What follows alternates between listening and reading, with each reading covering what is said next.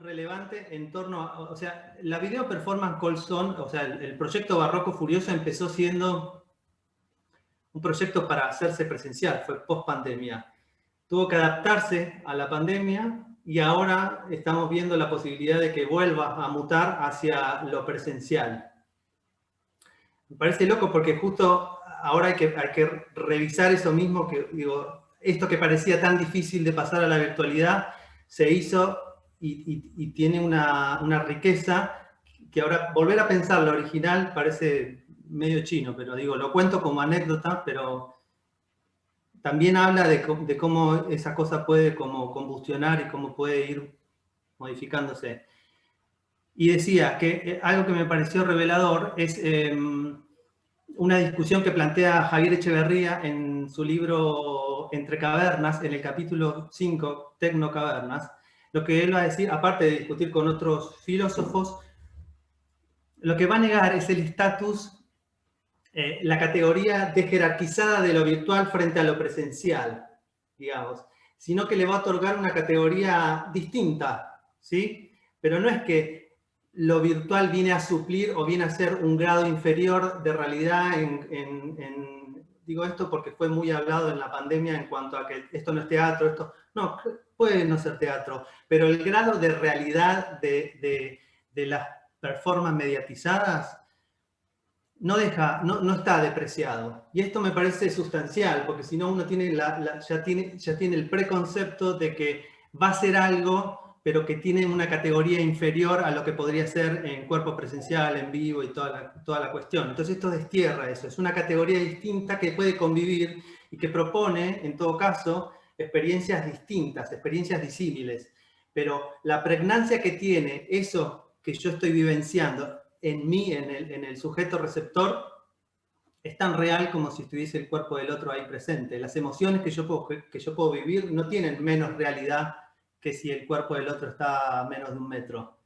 Y eso me parece sustancial, porque yo mismo inclusive tenía esa valoración de lo virtual como depreciada. Y eso me parece sustancial entenderlo. Pasando a los modos de hacer, yo pensé algunos, podemos ampliarlo, seguramente me queden afuera un montón de cuestiones.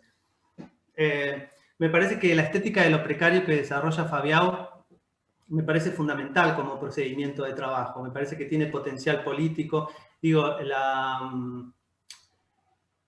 la estética de lo precario en sentido de movimiento constante, como fuga de esos estándares de procedimientos heredados, hegemónicos, tradicionales, como una economía en donde todo el tiempo voy a estar escapando al único sentido, digamos, ¿no? Abriendo esa proliferación de sentido que la performance también tiene, no quedándose cómodo en ninguna categoría.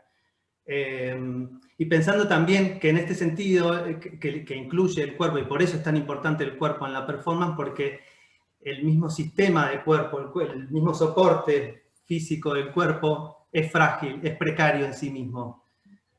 Digo, también esto se agencia con esa categoría. Digo, es inmanente a la condición humana el estado de precariedad. Y en ese sentido me parece que la estética de lo precario es un poco la esencia de la performance.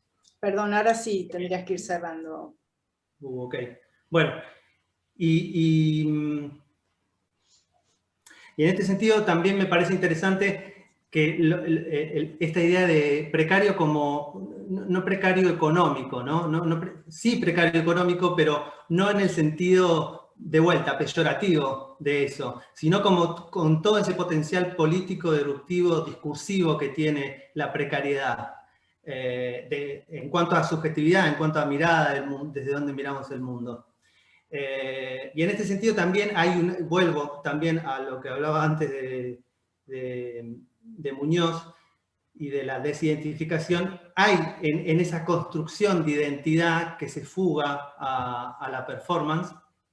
Digo, pensando también justamente en el protagonista de Cold Sound, que es un performer, en donde creo que ahí lo que se hace es se borra un poco la línea entre la vida y la performance. Me parece que lo que se fuga ahí es cuando dejamos ingresar a la performance, la mirada subjetiva del performer, hay algo de un activismo y por eso ingresa ese tipo de cuerpo con ese... No es que está utilizando herramientas de la performance, sino que son activismos de vida que se cuelan en la video performance. Él no podría ingresar con un modo de uso de ese cuerpo distinto al que utiliza, al que milita en la vida. ¿Se entiende?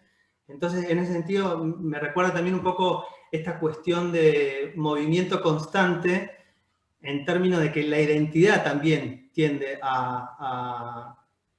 Marlene Guayard dice en la presentación, bueno, antes de nombrar qué soy, es decir, se anticipa el vengo siendo, ¿no? Hoy vengo siendo trans, hoy vengo siendo hetero, ¿no? Porque eso tiene la susceptibilidad de virar, de fugarse o de escaparse. Bueno, no contesté mucho, pero...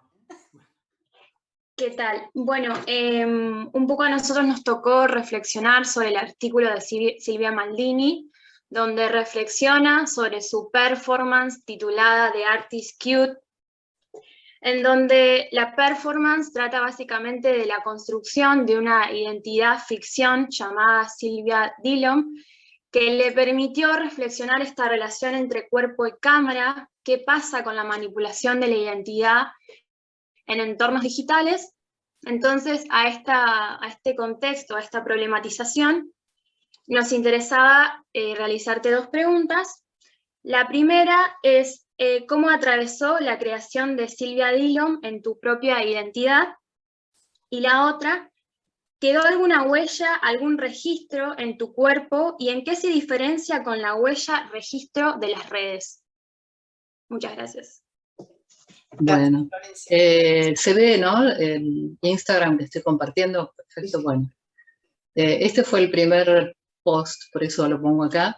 Bueno, sí, para ponernos en tema, bueno, yo construyo esta identidad de ficción, Sylvia Dillon, francés, correspondiente, bueno, a una artista performer contemporánea, y ese fue mi punto de partida para pensar la relación cuerpo-cámara.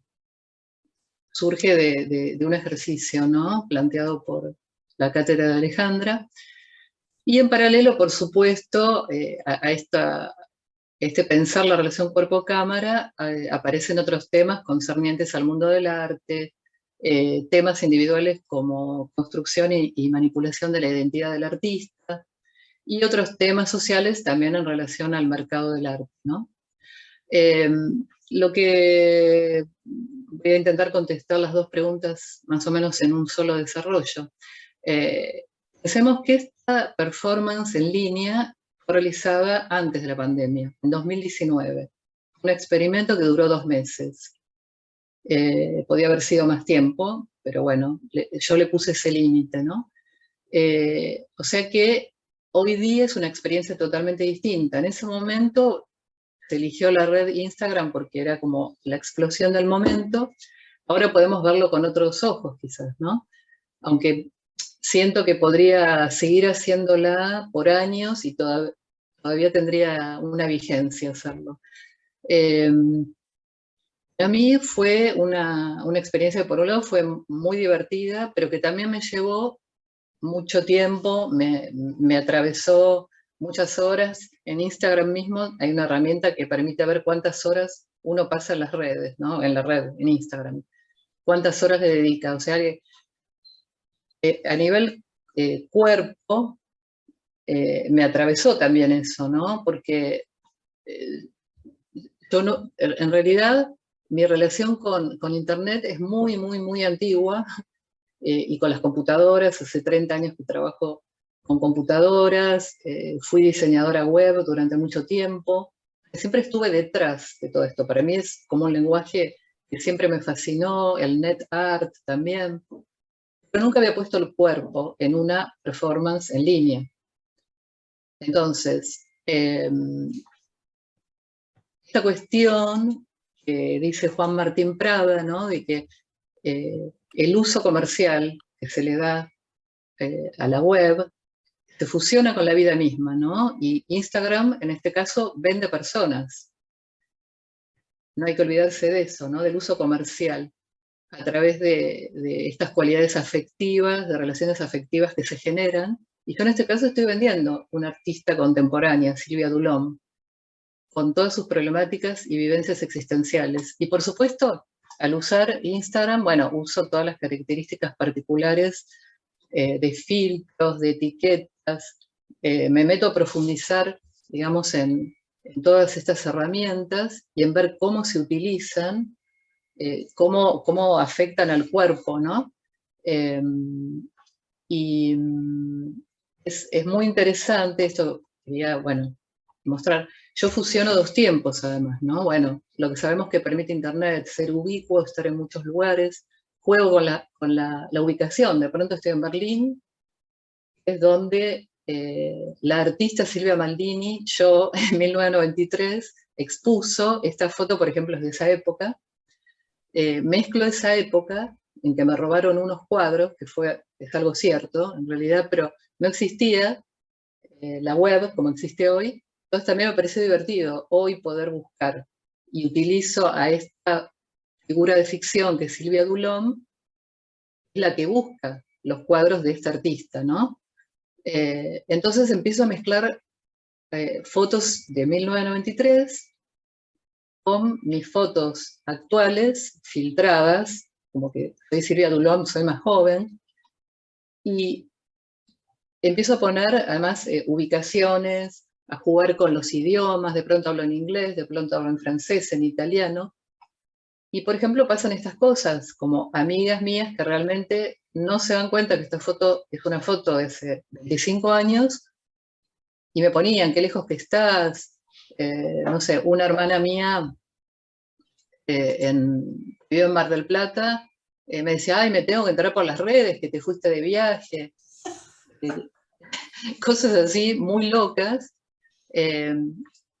Yo, digamos, cómo influye en mi cuerpo, ¿no? Al meterme en esto empiezo a tomar como ese personaje de Silvia Dulom y todo el tiempo pensando, ¿no? Si estoy tomando esto, esto es perfecto para una foto de Instagram, mi taza con las rayitas de colores, de diseño. Empiezo como a meterme en la performance durante 2 meses, ¿no? Y todo lo que hacía era en función de eso. Luego, estas, por ejemplo, son todas cosas de esa época. Tuve cómplices. Esto, por ejemplo, salía a pasear por Palermo y me parecía que era bárbaro también ponerlo como algo más, ¿no? De esta performance y sus paseos. Luego encuentro, el título es Art is Cute, porque también encuentro en la misma página oficial de Instagram, aparecen, ¿no?, todos los hashtags, y cute, es como lindo, bonito, ¿no? Es sí, una forma de decir, aparece como en uno de los primeros puestos.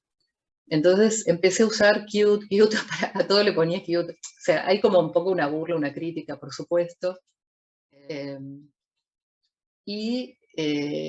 Luego empiezo también a introducir estos videos que también son parte de otro ejercicio que hicimos también con Alejandra, que amplían aún más, ¿no? Como la dimensión esta performática. Y bueno, empiezo a usar de cómplices también a mis compañeros y otros amigos que son artistas que piden por estos cuadros. Y en un momento también logré que gente que jamás me ponía un like, o gente, no sé, tipo García Webby, no sé, me empiezan como a ponerme cosas, ¿no? Como me di cuenta de la dimensión que puede tener y que yo podría haber seguido mucho más y que realmente me transformó también esto, porque hoy día, una que me animé a poner el cuerpo, y hoy día, cuando tengo que poner mis fotos de artista y mis cosas, es como que aprendí un montón, y en cierta manera yo también me transformé, ¿no? En esto,